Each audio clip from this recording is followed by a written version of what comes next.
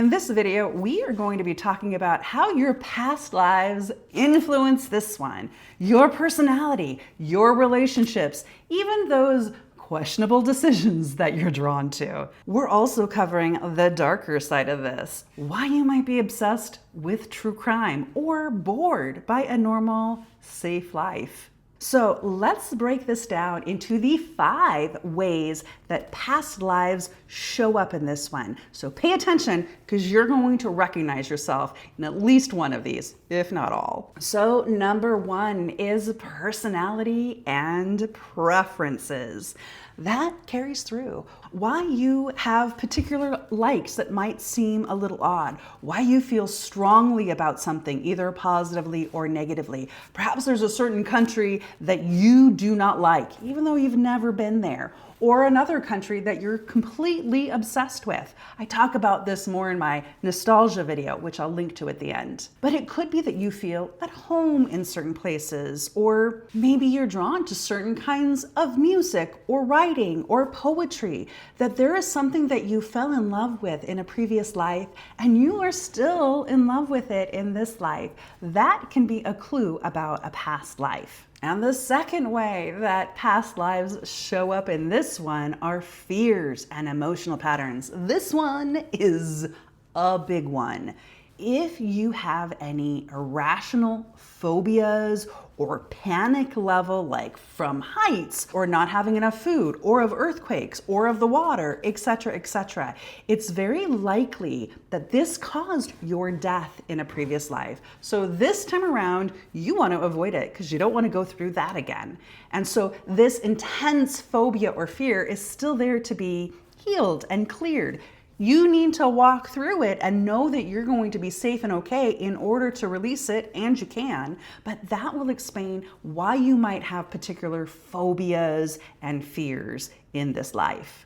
I remember one story of a woman who was totally terrified of having heavy things in her apartment because she felt like the floor would cave in by having too many heavy things. So clearly, she was involved in some sort of building collapse in a previous life. Or perhaps you've got a huge fear of fire and that your house is going to go up in flames. Well, there you go. Now you know one of the ways that you die in a past life. But here's the thing, those fears can slow you down and gum you up in this lifetime. So it's important to, as much as you feel comfortable, work through those. Always good to work with a certified therapist to help you process through that, or do past life regression to help clear some of that trauma so that you can use all that energy to something more interesting and exciting that fills you up. And the third way your past lives are showing up in this one is relationships. Now, this could be on an individual karmic relationship level, meaning that like in a past life, there was some dynamic between you and another individual,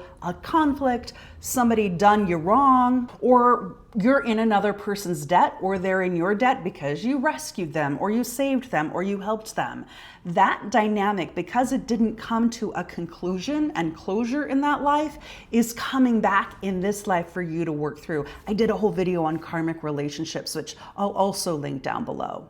But it's not just one-on-one relationships. You might be creating relationship patterns in your life. So if you find that you keep on attracting the same kind of partner, or that people continue to treat you the same way, maybe everybody neglects you, or everybody betrays you, or everybody abandons you. If this is a pattern you see throughout your relationships, it is because there is something that happened in a past life that you did not work out, that you did not heal, and so you've brought it into this life to clear out. And the people in your life are acting as mirrors or as homework projects to help you work through that issue. So if you're seeing particular relationship dynamics that are unusually challenging and you don't understand why, it's probably because of a past life. Okay, and number 4, and this is a fun one, unexplained talents and abilities. So for example, when you were a child, were there any talents or gifts or ways of being in the world that just came a little easier to you? Perhaps you were naturally the leader in a group, Or you were a fantastic writer, or maybe you were one that was very comfortable being up on the stage in front of a lot of people and just seemed to have a natural gift for it. That's not something that was magically bestowed upon you by a fairy godmother. This is something that you developed in previous lives. And this is just you continuing on skills that you had already developed previously.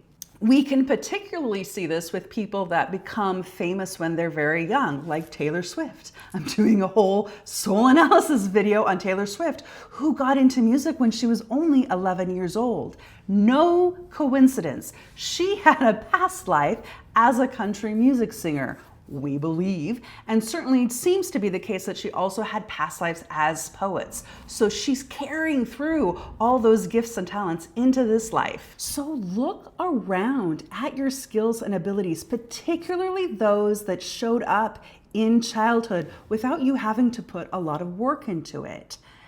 What might that have come from in a previous life? Me, I know, for example, I was a writer in a past life because that's something I just picked up when I was a kid, and it just came really easy and natural to me. Now, it doesn't mean that those gifts and skills are things that you have to use in this life, but it is very possible that you carried through those skills and gifts to help you in accomplishing whatever is your mission and purpose in this life, that you're wanting to use those gifts and skill sets to do whatever it is you came here to do.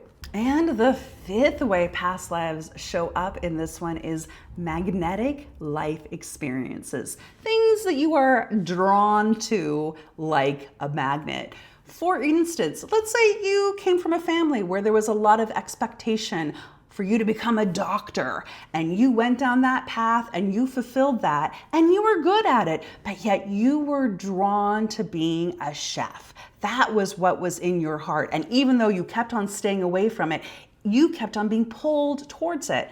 That, my friend, is a clue that you were a chef in a past life. Or it doesn't only have to be careers. Perhaps it's particular life situations where you get drawn into the same kinds of drama. Perhaps you keep on getting pulled into the situation where you need to rescue people because you had a previous life where you were responsible for everybody. And so now in this life, you still feel responsible for people. Or maybe there are roles that you get pulled into, like being the person in authority, or being the caretaker, or being the person that is the rebellious one in the group.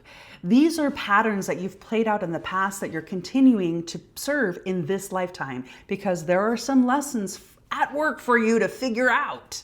So life leaves little breadcrumbs for you to just pick up and collect. And when you put the pieces together, a picture can emerge. So speaking of things that magnetize you, what if you are magnetized to crime, just like I spoke about in the intro, true crime or criminal activity, etc.? This could mean you were a criminal in your past life. So what does that mean for this life today?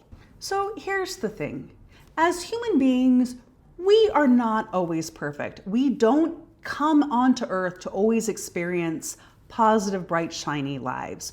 We like to experience every part of the spectrum of the human experience, including criminality. We want to understand what it means to break rules. This helps us to understand why rules exist, or what the problems are with rules or with power, or understanding human motivations and human desires.